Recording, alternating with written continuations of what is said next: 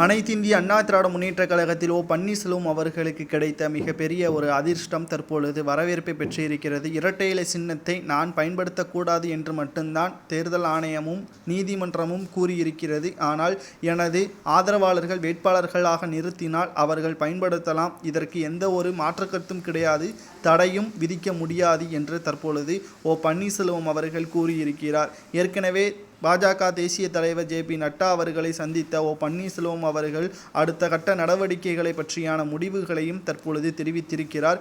எங்களது அணிக்கு ஆதரவுகளை தெரிவிக்கக்கூடிய அதிமுகவின் தொண்டர்களும் நிர்வாகிகளும் வருங்காலத்தில் மகிழ்ச்சி அடைவார்கள். இல்லை என்றால் அதிமுகவில் எடப்பாடி பழனிசாமி அவர்கள் கைது செய்யப்படும் பொழுது மிகப்பெரிய ஒரு அதிர்ச்சி தான் அவர்களுக்கு காத்திருக்கும். மேலும் நிர்வாகிகள் கூண்டோடு ராஜினாமா செய்யப்படுவார்கள், இல்லை என்றால் பதவி நீக்கம் செய்யப்படுவார்கள் என்று பன்னீர்செல்வம் அவர்கள் கூறியுள்ளார். நாங்கள் வருகின்ற நாடாளுமன்ற தேர்தலில் 40 தொகுதிகளிலும் போட்டியிடுவோம். இரட்டை இலை சின்னம் இருந்தும் போட்டியிடுவோம்.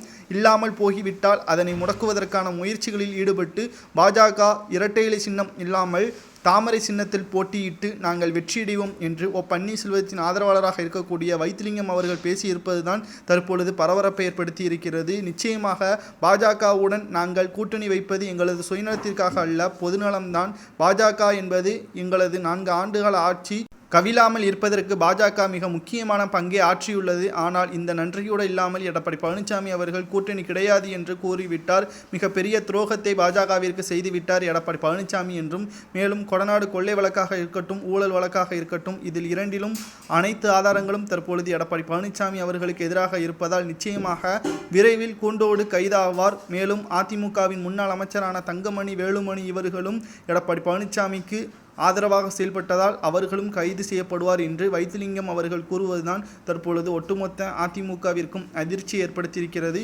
இரட்டை இலை சின்னத்தில் ஓபிஎஸ் அவர்கள் ஆதரவாளர்கள் போட்டியிடுவது ஓபிஎஸ்க்கு கிடைத்த அதிர்ஷ்டம்.